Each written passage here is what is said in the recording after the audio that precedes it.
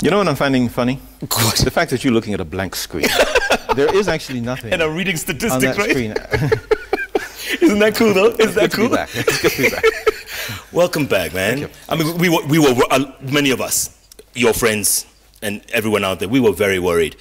He's still looking at the screen, and the screen is as empty as mine. I don't know, why are you pretending? Are you shy? It's my notes, it's my notes. There's no notes there. I can't see any notes. There's no notes. I tell you, Lamine was saying earlier on, this is so surreal. Yeah. It looks like he's here. Yes, that's what it is. It looks like he's here. By the way, messages are coming in very thick and very fast. Manu Chandaria just called. He's about to send a message. He says he was at the cremation yesterday, right? And he actually helped carry the coffin. Yes, yes. It was so good to see Manu. Sakaja, Super Senator Sakaja, had a message, if I can get to it. Oh, Sakaja, there you. I'll get to you right now. Where are you? He was talking about Bob being his mentor, and Bob was a mentor to many people as well, right? Absolutely. Oh, here we go. Here we go. Bob was my mentor. He taught me a lot of things, excellence and humility. We shall miss him. He helped me negotiate the Skeezer revenue share for our artists. Oh, I didn't know that. I'm grateful. May he rest in peace. That's Sakaja. Yes. So many messages. I'm telling you, I could read messages all night long. But in the meantime, you know, Jeff, yes. this is important what Sakaja is saying. You know, Bob, in his own professional life, he ran one of the largest companies on the continent. Yes. I mean, today, in terms of valuation, Safaricom is #1 in the continent. #1 in the continent. So it just tells you. I mean, when Sakaja talks about humility, that you are able to see connection beyond just man, and say what is the impact you create beyond the business that you're doing, and that's the business running with a purpose. And BT, you were saying earlier on, you met him with Michael Joseph, and Michael Joseph was God at Safaricom. He's back again, but he was God. and filling those shoes for anybody would have been an impossible task. I think the way he, and I had a lot of close interaction with him as soon as he took the company over, because he had several challenges, you know, he would.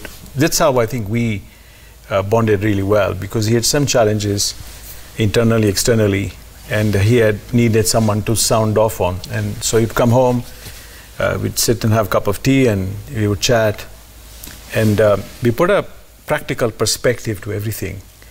And I think the way he started running the company was, it wasn't like I need to fill somebody's shoes, I need to do something different. I will do what my instinct tells me to do. And I think when you look at a CEO of that nature, and I think all of us here are successful in our own way, Yes, and we probably have some of that quality of doing what we think is right, rather than trying to emulate somebody else. And I think Bob was very focused on that. He did things what he thought was right, instinctively. And I think and he was sometimes very stubborn about some of these things, right? Sometimes he was very pedantic. I remember there was a time, as before we were meeting, there was a piece of communication we had done for the company, and you know, I had taken it because it was something special, that he liked jazz, so we had done a commercial for this jazz festival, and his team said, you know, Bob's doesn't like it, so you're going to go and sell it to him. So I went, and we were at the swimming pool area. Yeah, none of you guys had come yet. I went a little early. At your house? No, at his place. Down there. And you guys, right, joined later, right? Yes, so we yes, played yes. that commercial. Remember, he showed it to everybody, Yes, and he did. he kept on complaining. He said, "Yeah, but you know, the piano, the bar, whatnot, the chord is not right." He was just kept on complaining, and I said, "Bob," and I got angry with him. I said, "Bob, you got to stop being pedantic. You know, no one's going to judge the music where you're using." Yeah. But he said, "No, I don't care. You know, we're talking about jazz. We've got to have the right thing." So I said, "All right, why don't you do one thing? Why don't you brief the guys tomorrow? The guy who's going to play the, you know." He said, "Fine." So next day he got hold of the guy, told him what to do, and we were done it. But the point I'm trying to make is, when you have a guy who's so focused on getting everything right, because instinctively he feels that's the way it should be. Yeah. His standards were, he kept a very high bar for himself. Yeah. And he expected his entire company, his entire exco, to keep to that. And that's why when you look at the company now, it functions well, because You know, he delegates duty. He lets them do it. Gives them enough rope. If you don't, you know, if you don't deliver, you're going to hang on it. You hang yourself. You hang yourself. By the way, he doesn't go and micromanage. He doesn't tell them No, do this, do that. no. He lets them do it. He gives them the oxygen to get on with it. And now today, I was sitting with the ECHO team at lunchtime, and I was thinking to myself, every one of those chaps in the room was so well empowered to make decisions. They had a functional meeting, right decisions are made. So now, no wonder when you think that a big company like this is cooking well, because he's created a very solid structure. Now, for that to do, you need to believe in yourself and believe in other people. And lots of women as well. Did you guys notice how many women excos he has? Is that incredible? 5. Josh, would you have arguments with him? Well, I mean, he could be quite pedantic about when he believed in something. Absolutely. Yeah, and usually, you know, and he was quick enough to say, let's run with it. If finally you don't get progress, Bob was very good in learning from a mistake. And he'll come and say, I tried it, let's try something else. But he will push it until finally there was breakthrough. Peter? As you know, we argued many times. Because you like to point your finger. You are present. We argued many times in the evenings there. Let me. But, you know, when he made up his mind, it would take a long time to convince him out of it. Because he just didn't rush into decisions. He thought over them over time. And, you know, he would tell you, I would rather. He would not say, I'm going to do this. He would just say, I would rather. And I think if you look at his time in hospital and his communication with his team back at Safaricom, because when I went to see him at Guy's Hospital 3-4 times, you'd find him having a long chat back in the office. You could tell that he had worked out on a team that could have worked without him being there. And that's why for that 1 year, when he was away, the company continued running. 63 billion later. I think even when the results of 2018 were announced, they made a video of him from London. Yes, they did. That's what they did. He wasn't here. He was very empowering. But I think the best thing is that he held you in trust once you owned that, you got that trust. I mean, you mentioned he transformed lives, and you're so right. You know, today I was driving on Wayaki Way. These guys on the Ndudhis, you know, Boda, pulled up to me, and it happened like 3-4 times, and they said, Pole Sana. First, they all said, Pole Sana, Pole. And then they said, Bob, ametusaidia sana. He helped us a lot. Ndudhi guys. Empowering, what you said. Yes. And transforming lives. Absolutely. I mean. And I think one of the things, let me just speak on the point about Bob's leadership qualities. It's very extraordinary when a CEO is out of the country for several months and is still able to influence and lead a company thousands of miles away. I saw that in Bob. Yes.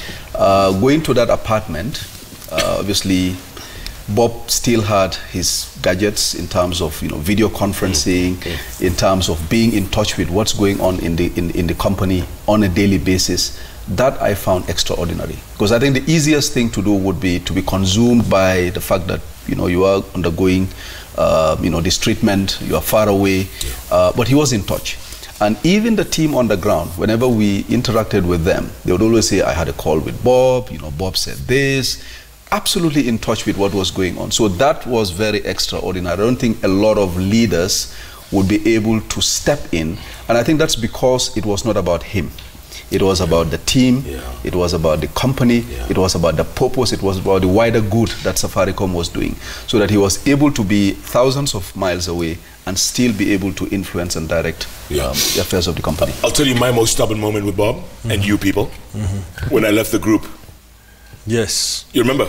Yes. I deleted myself from the group and I left a few expletives. We still don't know why you did that, but never mind. Another conversation. Yes, for another day. Well, we'll have the warden in the room. But less than 10 minutes later, he had put me back. He says, you can't exit this group. Nobody exits. Yes. It's a one-way street. Correct. Can you imagine? Absolutely. And how dare you try to exit anyway? I didn't even understand. Because one, you are the first recruit. I was the first recruit. So how dare you? Looking back, it was stupid of me, it was. But he put me back immediately, and he says nobody exits this group. And he talked to us. He said, "Look at this guy trying to exit." He told us. Yeah. He said he exited. I put him back. Yeah. Jeff, there was no way you were actually going. It would have been a spite to him. Yes. Because first of all, you and him, as you rightfully said, you started off as best of friends. We were. And remember, through his first hard times initially, you were there for him. Yeah. So, you know, we used to meet a lot at his house, or he would come over to my house before this group was formed. Agreed. And I don't know what it was. I think it was. You read about. You read my tribute, right? When I first met him, I thought he was Michael Joseph's bodyguard. But I told the waiter at the hotel, I said, "Listen, patia ule soja kahawa." Hiyo now ulikuwa unamuenjoy. He couldn't understand even if I told him. Yeah, how could he be bodyguard? He looked like a high CIA Secret Service. But I think the warmth that he received, because there was a lot of coldness he got initially at Safaricom.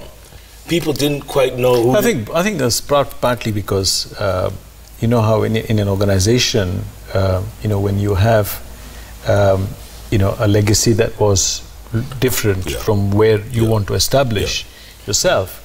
And I think also he wasn't very sure of himself in terms of how, where, what. But I think the thing, like we said earlier on, Bob always, when you said something to him, he'll always, he put his hand there, he said, okay, let me think about it. It was never a quick response. He always wanted to think about it. And I think that's probably what he did when he went in to take up this job. See the game plan, see what's happening, understand the business, look around, drive around, get the feel, and then slowly start doing things, right? And I think the other big quality that I think we've talked about earlier on is trust. And we know that, right? You needed to build that level of trust and confidence for him to speak with you. I mean, I think all of us, as an example, what he talked about, what he told us about historically, because he felt that he was comfortable in this environment, right? A person who heads a company like that gets approached all the time by people trying to woo him, trying to acquire him, etc., right? Because people want to do business with the man. So he needed to kind of like decipher, okay, I'll do business with you, but hang on, I can't have you sitting and become my friend. And in our case, there was always a slight conflict because of them being a business partner and him being a friend. So it was very clear understanding. When I want to do business, I'll come to your office. When I come to your home, it's no business. And he felt very good about that. Let me ask you, George, because you did it wasn't about coming to his home and take advantage of the situation, right? So you want to talk business? Yeah. By the way, I tried that a couple of times. It never worked. It never worked with anybody. Before you go to even J.O., remember the initial times when he came in, there were also a lot of perceptions. Yes. Remember we discussed it quietly. There were more people who were very pessimistic. Yes. That how can a black man... number one. You remember? Yes. And he had to go through all this and prove his point. Rough for him, guys. It must have been terrible. And then suddenly he installed a cultural change. And people are not used to that. But I think it's that perception more than anything else that tried to put him down at the initial stage. And he had to overcome it. And look what it turned out to be. But those were silent battles. But I always say, Jeff, that ultimately, I mean, you see, many people didn't know Bob, and we got a privilege. You can put a judgment, but it's always great to judge when you know. Bob was less quick on judgment. Because a lot of people had never knew him. Although he had been, for many years, he's worked on Africa continents for a long time. Correct. In South Africa for many years. So when he shows up and he's running the business, there are all these kind of stories. But there was no fact. At the end of the day, two things that really impressed me about him is Bob was full of love. And he was very committed. He had what I call audacity. He was very hopeful. No situation was ever going to discourage him from, and that's why he gave everything he's got. Just getting into Matatu, going into Dandora, creating the Ghetto Classics, getting into music, getting the jazz. Everywhere he went, And that for me is something that you see different. I mean, I call it being omnipresent in everywhere. You know, whether you talk to kings, whether you talk to a guy riding about the border today, it was the love that he had. So the people that were closest, that he touched, whether it's the boys or someone else, there was an impact.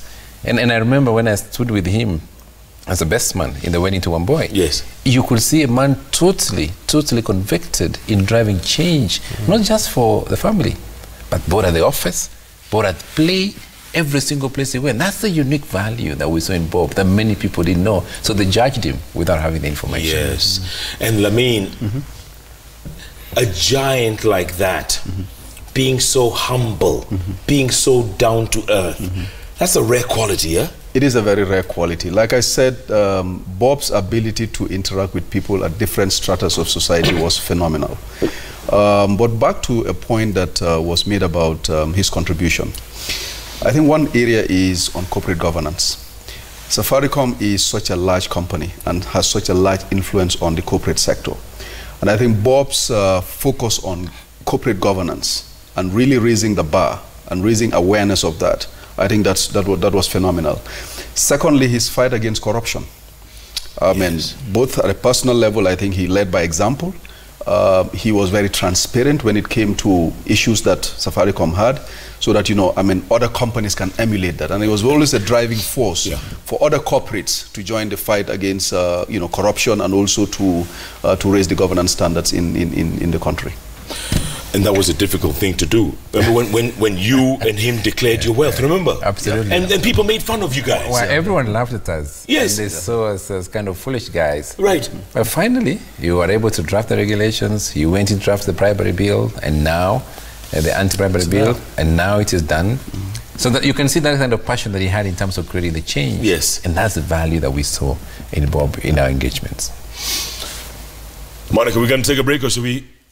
Okay, we're going to take a break, come back, and talk about your best moments with Bob. Think about it, your best moment. And I know there are many, but just one outstanding moment that you said, I love this guy, man. By the way, yesterday was very emotional, huh? Yes, it was. And Josh, oh, but we have to add this. Monica, just don't go to break yet. This man, J.O. we call him, he flew overnight from New York City to make it to the cremation. And that KQ flight, non-stop from JFK to JKI-8, landed at about 8, and it came straight, I mean, literally, straight to Kariokor. Lamine, on the other hand, he said he had to make the memorial.